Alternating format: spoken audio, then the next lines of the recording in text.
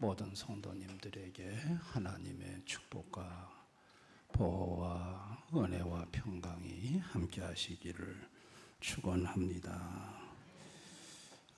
대한민국에 오랫동안 6.25 때 인민군으로 참전했다가 포로가 되어서 전향하지 않고 오늘까지 버텼던 올해 95세인 안학수 씨가 최근에 통일부에게 북한으로 갈 수 있게 해달라 요청을 했습니다. 북한 땅에 가서 묻히고 싶다는 거예요. 그런데 전향을 안 했어요. 2000년 6월 15일 남북 공동선언 때 비전향수 63명이 북한으로 갔습니다. 근데 지금 64명이 이제 안학수 씨하고 동지하면서 지냈던 사람들이 갔어요. 근데 북한에서 요즘은 북한 땅의 브로커들이 남한 땅에 가족들에게 소식을 주지 않습니까? 그 브로커를 통해서 소식이 왔는데 안학수 씨에게 북한으로 오지 말라고 그랬어요. 북한 땅에 63명이 와서 보니 생각했던 꿈꿨던 조국이 아니라는 거예요. 방송에 출연해서 남한에 대한 거짓말을 조작해서 청원해야 했고 또 북한의 현실은 참혹했다는 거예요. 그러니까 안학수 씨, 당신이 북한으로 오지 말고 남한 땅에 그대로 머무르라.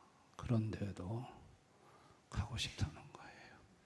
가서 북한 땅을 가보겠다고 신청서를 냈습니다. 근데 북한에서 오라는 말이 없어요. 지금 대기 중에 있는 줄을 압니다. 꿈을 가지고 돌아가 본 그 현실이 기대와 달리 참혹함에 인생은 절망하는 것입니다. 오늘 예루살렘 성전에서 제자들이 예수님과 함께 나옵니다. 나오면서 제자들이 성전을 보고 그 웅장함에 놀라서 예수님에게 이 건물을 보라고 그래요. 1절에 선생님이여 보소서 이 돌들이 어떠하며 이 건물들이 어떠하니까. 예수님이 보고 건물을 보고 성전의 돌을 보라고 하는 거예요. 클릭을 해보시기 바랍니다. 그런데 1절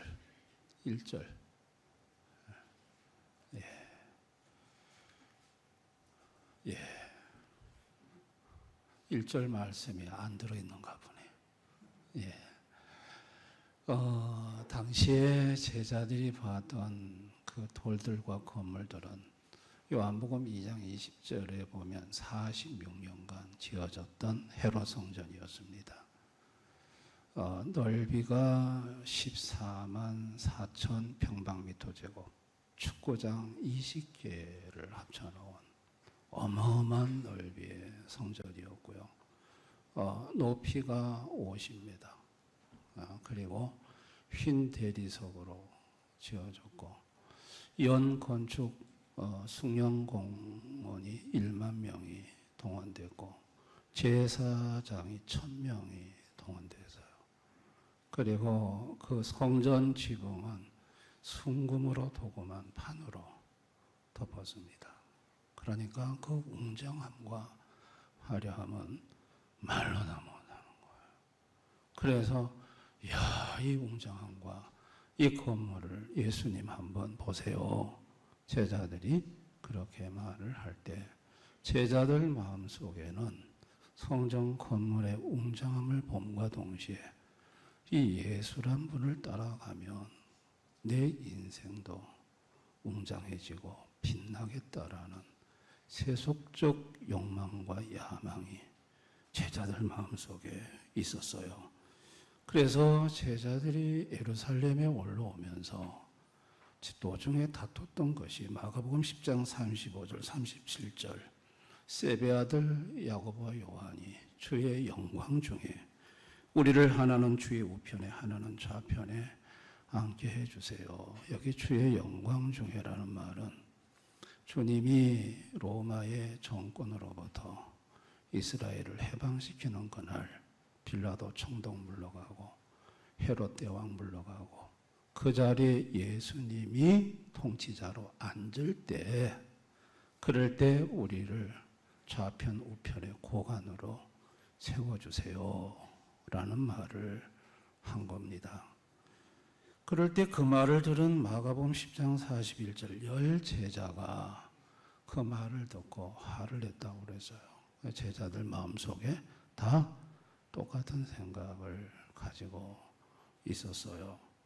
근데 지금 제자들이 이 말을 하기 직전에 예수님은 3번에 걸쳐서 예루살렘에 가면 예수님에게 일어날 일을 말해줬어요. 그게 마가복음 10장 33절 34절 이게 3번째 하신 말씀이거든요. 보라, 우리가 예루살렘에 올라가노니 인자가 대제사장들과 서기관들에게 넘겨지매 그들이 죽이기로 결의하고 이방인들에게 넘겨주겠고 그들은 능욕하며 침뱉으며 채찍질하고 죽일 것이나 그는 3일 만에 살아나리라 하시니라. 여기 보면 예수님이 예루살렘으로 올라가면 이제 넘겨지고 채찍질 당하고 죽임을 당한다는 그 말을 예수님이 제자들에게 3번째 한 거예요. 3번째. 3번째 했는데 제자들은 예수님의 그 말을 한쪽 귀로 듣고 흘려버렸어요. 그 말이 끝남에 동시에 주의 영광 중에 좌편 우편에 앉게 해달라고 얘기를 하거든요. 이걸 심리학적으로 확증 편향이라고 그래요. 자기가 듣고 싶은 얘기만 듣는 거예요. 제자들 마음속에는 세속적인 성공과 야망이 가득 차 있어서 거기에 해당되는 말만 받아들이지 그것과 관련이 없는 말은 안 듣는 거예요.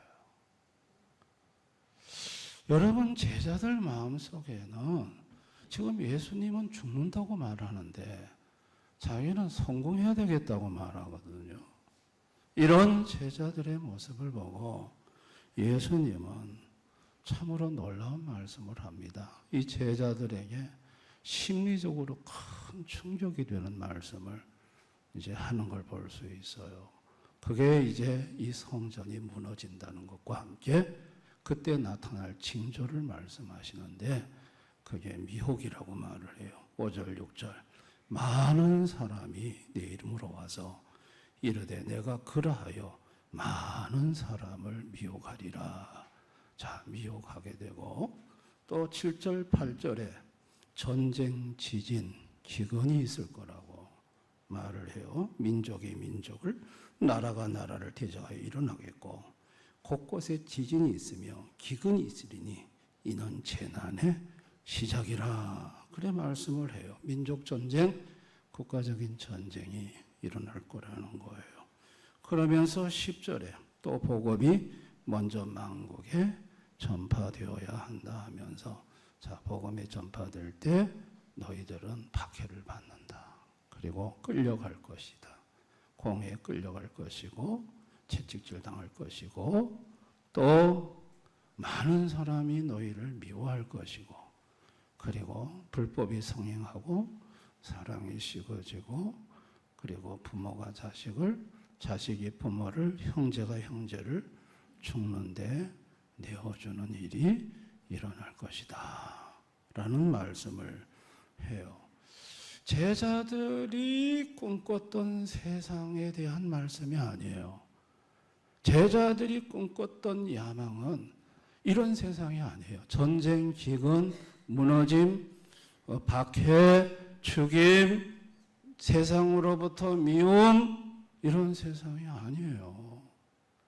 제자들이 꿈꿨던 전혀 다른 세상의 말씀을 예수님이 지금 하시는 거예요.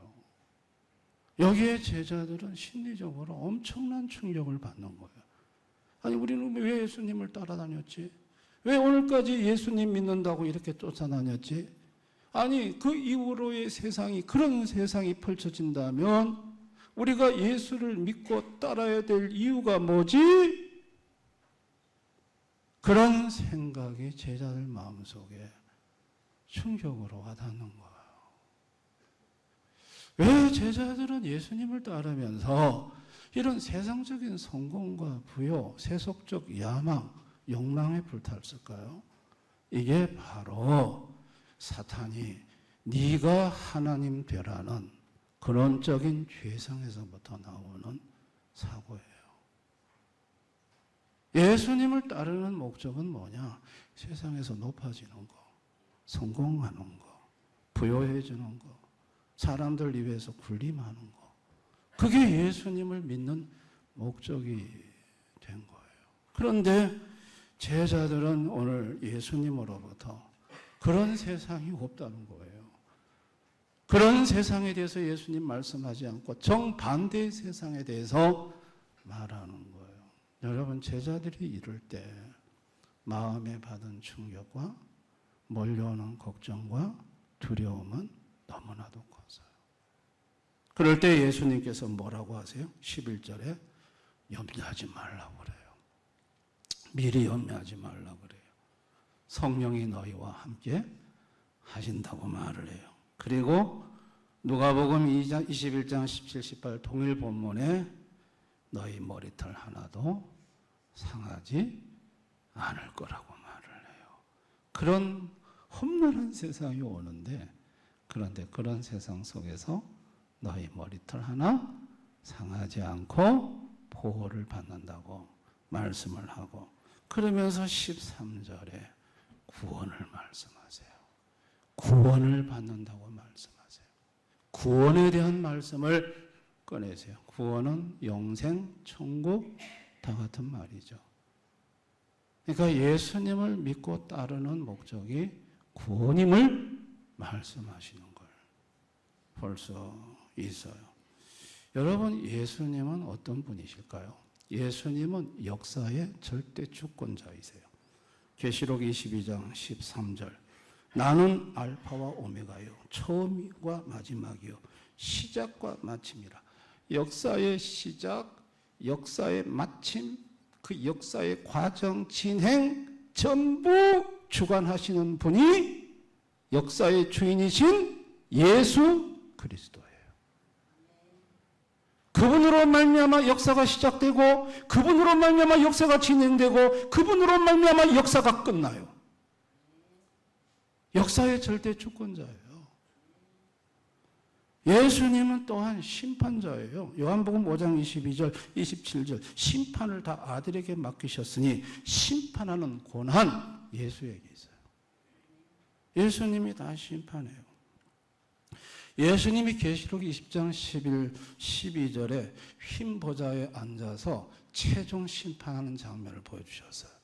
그때 행위를 따라 기록된 책들을 펴놓고 모든 인류를 심판하고 지옥불에다가 던져넣는 최종 심판을 단행하는 장면을 말씀하시면서, 그 최종 심판, 흰보좌 심판 직전까지 일곱 나팔, 일곱 대접으로 그 하나님이 재앙을 때리시는데, 그 일곱 나팔, 일곱 대접 심판의 내용이 뭐냐? 전쟁, 지진, 기근, 초자연적인 역사, 이와 같은 것으로 심판을 하신다고 말씀을 하세요.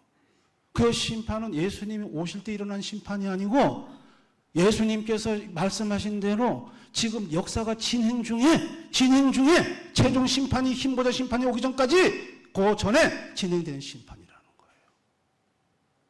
그 심판이 진행될 거라는, 그 심판을 누가 하느냐? 예수님이 심판자라는 거예요. 예수님이 심판자라는 거예요. 그리고 예수님은 그 심판 중에 자기 백성을 보호하신다는 거예요. 예수님은 보호자시라는 거예요. 역사 속에 우상 숭배했던 저 바벨론 불속에 던져진 사드락 메삭 야베느고, 다니엘서 3장 27절 불이 능히 그들의 몸을 해하지 못하였고 머리털도 그을리지 아니하였고 겉옷빛도 변하지 아니했고 불탄 냄새도 없었다. 불 속에 들어가 던져졌는데 불탄 냄새도 없었대. 이렇게 머리털 하나 상하지 않도록 보호를 하겠다는 거예요. 그분은 보호자이세요. 이렇게 역사의 주관자이시고 심판자이시고 보호자이신 그분이 이 땅에 왔을 때 당시 종교 지도자들은 하나님을 믿는 목적을 세속적인 영광, 성공, 부여에다가 다 두었어요. 또 자기들이 그런 목적으로 살아갔어요. 그래서 많은 사람들이 하나님을 믿는 목적은 거기에 있는 줄 알았어요. 세상적으로 성공해지고 세상적으로 부자가 되고 세상적으로 떵떵거리고 잘 사는 것이 이게 하나님을 믿는 신앙의 목적으로 생각했어요. 그래서 제자들도 예수님을 따라다니면서 그 생각에 사로잡혔어요. 근데 예수님은 오셔서 지옥 얘기를 하셨어요. 지옥 얘기. 마태복음 10장 28절에 몸과 영혼 이 두 개가 동시에 지옥 간다고 하셨어요. 몸도 지옥 가고 영혼도 지옥 간다. 마가복음 9장 43, 48절 지옥은 어떤 곳이냐? 꺼지지 않는 불, 꺼지지 않는 불이 있는 곳이 지옥이다. 마태복음 8장 12절 지옥은 어떤 것이냐? 바깥 어두운 그리고 울며 이를 가는 곳. 지옥은 캄캄한 곳이다. 어두운 곳이다. 그리고 거기 들어가면 영원히 이를 갈면서 우는 곳이다. 예수님은요, 지옥을 말씀하셨어요. 그리고 예수님은 십자가에서 죄값을 지불하고 죽으시고 그리고 무덤에 계실 동안 지옥을 갔다 오셨어요. 자기 백성을 대신해서. 그리고 자기를 믿는 자들을 지옥불에서 건져주시는 일을 하셨어요. 예수님 이 땅에 오신 목적은 지옥에서 건져내시기 위해 오셨어요. 부자 만들어주고 세상에서 높여주고 성공시켜주기 위해서 오신 것이 아니고 지옥불에서 건져주기 위해서 예수님이 이 땅에 오셨어요. 구원이 뭘까요? 구원이라는 것은 지옥에서 건짐을 받는 게 구원이에요. 지옥불에서 건짐받아 영원히 주님과 함께 영생복락을 누리는 곳으로 가는 것이 구원이에요. 구원이 예수 믿는 궁극적인 신앙생활의 목적이에요. 이 세상의 성공과 부, 높은 지위를 쫓아 그게 신앙생활의 목적인 줄 알고 따라가는 지옥 갈 줄도 모르는 이 불쌍한 인간들.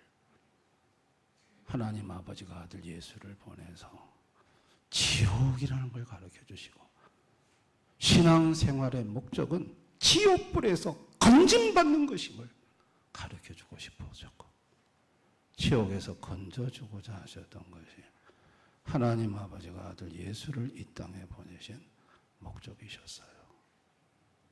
아멘. 제자들은요, 세상적인 성공과 부와 야망을 가지고 쫓았는데 예수님의 부활을 딱 보는 순간 바뀌었어요.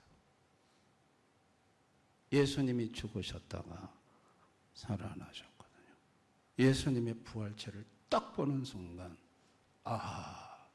예수님이 말씀하신 구원은 이게 실제구나. 뭔가 영혼이 구원을 받는 거구나. 그로부터 제자들은 세상적인 야망, 성공 전부 다 내려놓고 오로지 구원을 전하고 복음을 전하는 제자들로 바뀌어요. 제자들은 그렇게 구원을 전하는 현장 속에서 예수님이 말씀하신 것이 그대로 그들의 사는 현 세대 속에서 임하는 걸 봤어요. 전쟁이 임하는 걸 봤어요. 로마 티투스 장군이 군대를 끌고 와서 예루살렘 110만 명을 칼로 죽이는 끔찍한 현장을 제자들은 봤어요. 예수님 말씀대로 전쟁이 일어난다는 말씀 그 시대에서 경험했어요. 그리고 돌 위에 돌 하나 남지 않고 성전이 무너뜨림 당한다? 무너지는 걸 봤어요. 전염병이 도는 걸 봤어요. 전염병. 로마 시대 때 전염병이 안토니우스 역병이라고 했는데 이게 로마 시민 3분의 1을 죽이는 전염병. 끔찍한 전염병이었어요.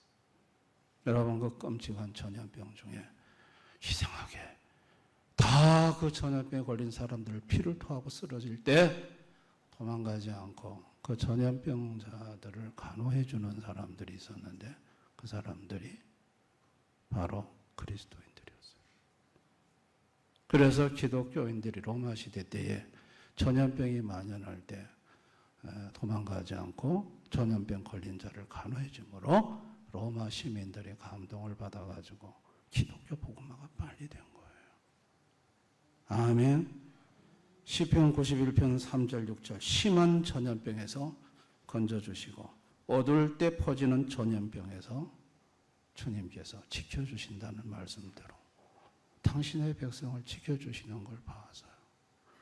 또한 심한 흉년도 봤어요. 흉년. 사도행전 11장 28절에 성령으로 말하되 천하에 큰 흉년이 들리라 하더니 글라우디오 때에 그렇게 되니라. 글라우디오 황제가 주 41년에서 54년에 있었던 황제거든요. 그때 성령께서 흉년이 있을 것이다. 기근이 있을 것이다. 큰 기근이 왔었어요. 이게 사도들이 제자들이 활동하는 시기예요.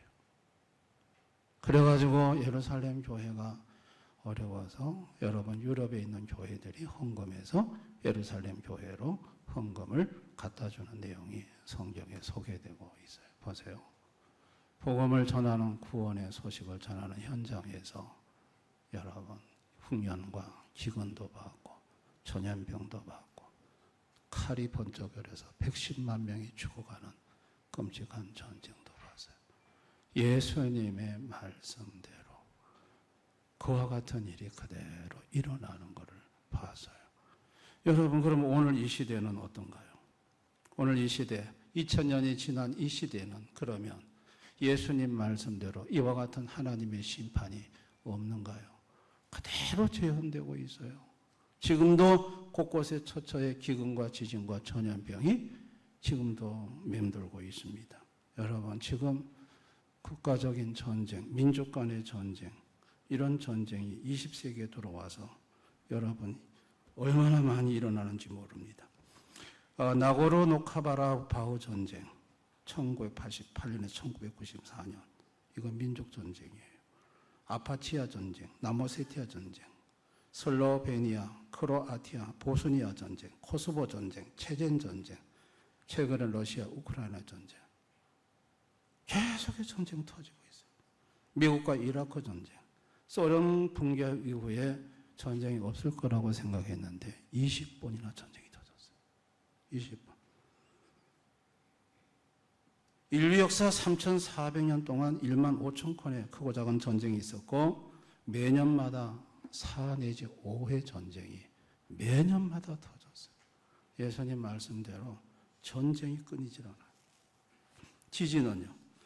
2025년 7월에 러시아 캄차카 반도에서 규모 8.8의 지진이 올 7월에 있었어요. 여러분 동일본, 칠레, 슈마트라 지진이 얼마나 많이 일어나는지 몰라요. 하루 평균 55번씩 지진이 일어나고 있어요. 우리 대한민국 지진의 안전지대가 아니에요. 여러분 기근, 가뭄, 홍수, 폭염 이래서 전 세계 인구 7억 3,300명이 굶주려 시달리고 있고 아프리카에는 5명 중에 1명이 굶주리고 있어요. 전염병, 창궐 우리 겪었잖아요. 코로나 3년 팬데믹 때 전염병이 얼마나 전 세계적으로 무서움을 갖다 줬는지 우리는 경험했잖아요. 공식적인 집계는 700만 명 사망인데 한 3, 4배 더 많은 사람이 죽을 것이라고 봐요. 여러분, 지금 이 시대에 하나님을 모르는 백성들은 세상적인 성공과 부여, 명예를 추구하지만 여전히 역사의 주권자이신 하나님의 심판이 지금도 진행되고 있다는 것을 불신자들은 몰라요. 그리고 세상적인 성공과 부여, 재물, 그거 하나님이 하루아침에, 예수님이 하루아침에 전부 잿더미로 만든다고 하셨어요. 그게 요한계시록 18장 11절 19절 말씀이에요. 상인들, 무역하는 사람들 하루아침에 다 무너지는 거 보고 눈물을 흘린다고 그랬어요. 그들이 무역하는 상품은 금은, 보석, 진주, 비단, 자족감, 옥간, 향나무, 상아, 각종 귀한 나무, 구리, 철, 대리석으로 만든 온갖 기명, 계피, 향유, 유황 쭉 성경에 항목을 소개해놓고 지금 우리 무역하는 물품 다 이런 거예요. 그런데 바다에서 배를 부리는 모든 자들이 너의 보배로운 상품 때문에 치부했더니 한 시간에 망하였도다. 심판하시는 하나님이 그 모든 것을 한 시간에 다 망하게 하고, 그동안 전부 그게 인생의 전부라고 생각했던 금덩어리 붙잡은 것 모든 게 한 시간에 다 무용지물이 되고 다들 운다는 거예요. 여러분, 심판하시는 하나님이 그렇게 하신대요. 그런데 그것도 모르고 그거에다가 생의 목적을 두고 살아가는 것이 오늘날 현실에 있는 불신자들의 모습입니다. 우리 성도들도 처음에는 그랬어요. 성도들도 처음에는 왜 교회 나와서 예수를 믿느냐? 세상적으로 좀 잘 돼 보려고, 성공해 보려고, 하나님 축복받아서 부자 돼 보려고, 좀 높아져 보려고, 그런 것이 목적이었어요. 그런데 예수님께서 그게 아니라고 하세요. 구원이 목적이라고 하세요. 예수를 믿는 목적은 네가 지옥불에 가서 영원히 고통당하는 것에서 건진받는 것이 목적이라고 하세요. 분명히 예수님이 그걸 말씀하세요. 그로부터 성도는 거기에 눈을 뜨고 난 후부터 예수 믿는 목적이 세상적인 성공과 부여가 아니었구나, 지옥불에서 건진받는 거였구나, 그걸 알고 난 후부터 미혹이 와요. 이제부터 구원에서 탈락시키기 위해서 온갖 각종 이단들이 그 성도를 미혹해요. 미혹하지만 주님이 지켜주세요. 아멘. 성도가 살아가면서 이 땅에서 전쟁, 기근, 전염병과 같은 하나님의 심판의 현장에 성도들도 같이 있어요. 그런데 하나님께서 그 성도들을 지키세요. 머리털 하나 상하지 않도록 보호를 하세요. 믿으시기 바랍니다. 그리고 때가 되면 하나님은 그 성도를 천국으로 인도를 하십니다. 전쟁 때문에, 전염병 때문에, 기근 때문에 죽는 게 아니고 때가 돼서 죽는 거예요. 성도는 하나님이 보호를 하십니다. 믿으시기를 바랍니다. 그래서 이런 간증들이 너무 많아요. 안식 사모는 일제시대 때 독감으로 일본 순사들이 자기 앞에서 쓰러져 죽었대요. 그런데 예수 믿는 목사님들 자신 다 감옥에서 못 먹고 헐벗은데도 안 죽더래요. 너무 신기한 걸 경험했대요. 하나님이 지켜주시더라는 거예요. 하나님이 보호하십니다. 6.25 때 포로로 끌려갔다가 갑자기 예수님 나타나서 도망치라 해서 그 살아난 분이 서문교회 장로님, 그 김 장로님 그 얘기를 하시더라고요. 그 전쟁 속에도 주님이 지켜주시더라는 거예요. 전쟁과 기근과 전염병 속에 자기 백성을 눈동자같이 지켜주시는 분이 우리 예수님이세요. 그 예수님이 보호하셨다가 어디로 데리고 가시느냐? 천국으로. 때가 되면 천국으로 그 영혼을 데리고 가십니다. 여러분, 구원이 목적입니다. 교회 생활, 예수 믿는 거, 세상에서 성공하고 잘 되고 부해지는 게 목적이 아닙니다. 지옥 가지 않고 천국 가는 것이 신앙생활의 목적. 목적이라는 것을 기억할 수 있기를 바랍니다. 나는 오늘까지 신앙생활을 어디에 목적을 두고 살아왔는가? 한번 자신을 돌아볼 수 있기를 바랍니다. 난 교회 나가 예수 믿으면 부자 되고 성공하고, 그곳에 내가 목적을 두고 오늘까지 신앙생활을 해왔는가? 여러분, 아니면 내가 정말 구원의 목적을 두고 내가 신앙생활을 해왔는가? 한번 자신을 냉정히 돌아볼 필요가 있습니다. 여러분, 구원을 목적으로 두고 신앙생활을 하기 위해서 하나 결단해야 될 게 있습니다. 그것이 뭔가 하니 여러분들이 믿음을 갖는 것이고, 믿음을 유지하는 것이고, 믿음이 자라는 것입니다. 왜냐하면 믿음으로 구원을 받기 때문입니다. 그러려고 하면 반드시 여러분들은 말씀과 관계 맺는 생활을 해야 됩니다. 자, 로마서 10장 17절 말씀 우리 한번 다 같이 읽어봅니다. 시작. 그러므로 믿음은 들음에서 나며 들음은 그리스도의 말씀으로 말미암는. 믿음은 그리스도의 말씀을 들음으로 납니다. 아멘. 예수님의 말씀을 들을 때 성령님이 그 말씀을 가지고 여러분에게 영혼의 조명, 확신 갖게 합니다. 말씀에 다른 것으로는 안 됩니다. 뭐 병 고침, 기적 이런 거는 자극이 되지 그게 믿음을 만들어내지는 못합니다. 믿음은 반드시 말씀으로만 믿음이 생깁니다. 말씀을 들어야 됩니다. 말씀을 들으라는 말은 우리가 시신경으로나 청각신경으로나 뇌로 들어가는 건 같은 것 같지만 성경은 들으라고 말을 합니다. 여러분, 설교 하나님 말씀 들으셔야 되고, 또 여러분이 성경을 읽을 때 여러분이 목소리를 여러분의 귀에 들리도록, 이게 한번 여러분이 직접 읽으면서 여러분이 성경이 여러분 귀에 들리도록 한번 해보시기를 바랍니다. 들으라고 했습니다. 내 목소리로 내가 성경을 읽어 들리는 것도, 이 듣다가 보면 믿음이 생기고, 생긴 믿음이 하나님의 역사를 가져옵니다. 할렐루야. 제가 트만시, 제가 성령 경영학 교과서입니다. 몇 번 예를 들었습니다만, 이번 사업 쫄딱 망해가지고 빚은 갚아야 되는데 수입은 1이라면 빚 갚는 건 10이고 파산 직전 뭐 방법이 없더라는 거예요. 그런데 빌립보 4장 13절 말씀, 저 말씀을 계속 자기는 큰 소리로 외쳤대요. 내게 능력 주신 자 안에서 내가 모든 것을 할 수 있느니라. 저거를 계속 자기 귀에 들리도록 했대요.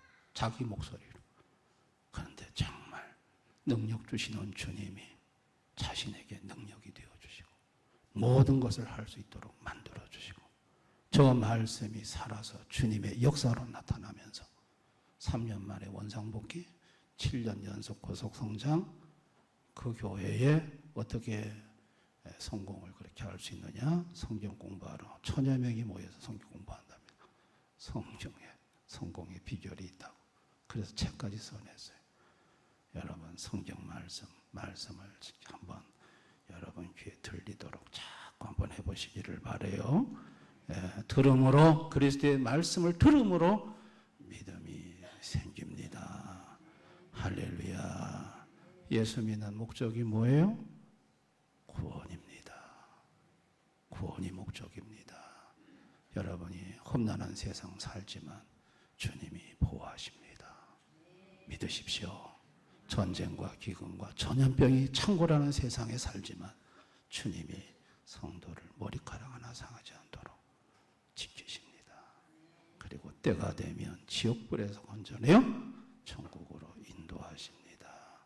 이게 우리 신앙생활의 목적입니다. 신앙생활의 목적을 분명히 하고 믿음 생활하는 우리 대연의 성도님들이 되시기를 주님의 이름으로 축원합니다.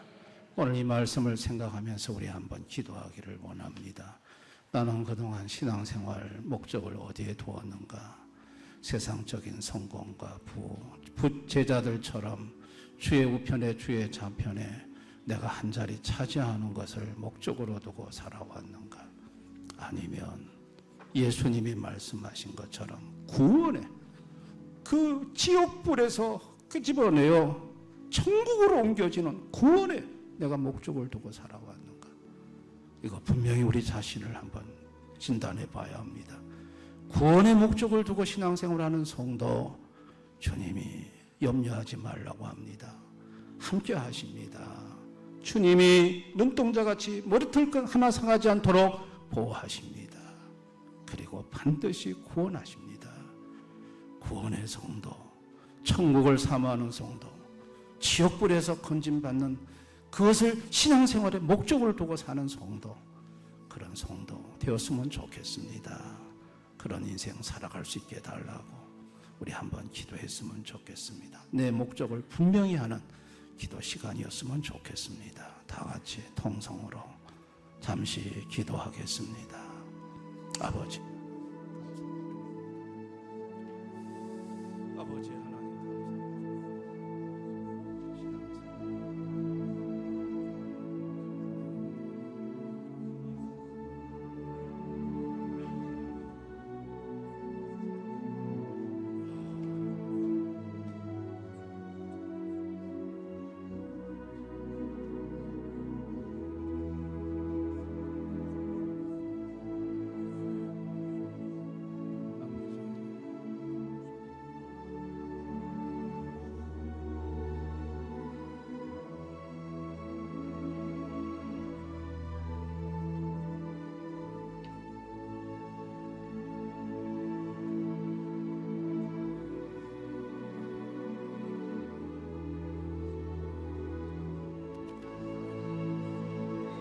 아버지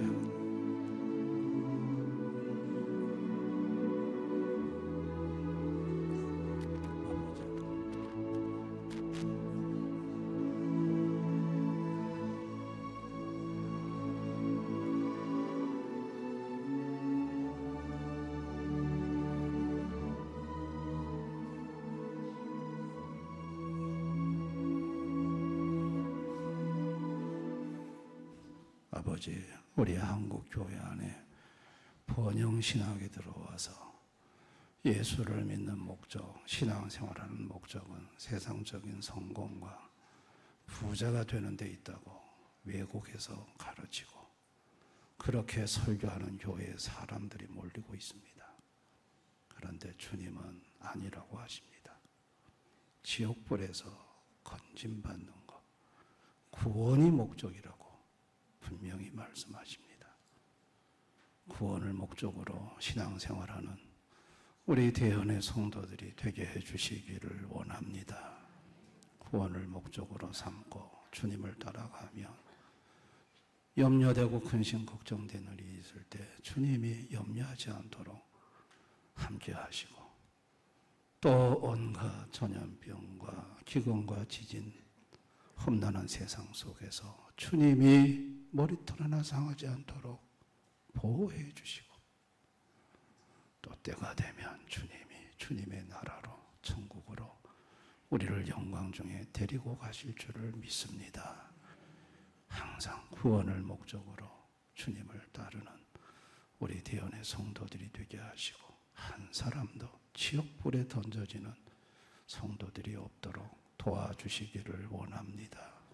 말씀을 들음으로 믿음이 난다고 했사오니 이것밖에는 믿음을 갖는 길이 없사오니 하나님 말씀을 듣고 또 들어서 충만한 믿음의 사람이 되게 하여 주시옵소서. 예수님 이름으로 기도드리옵나이다. 아멘.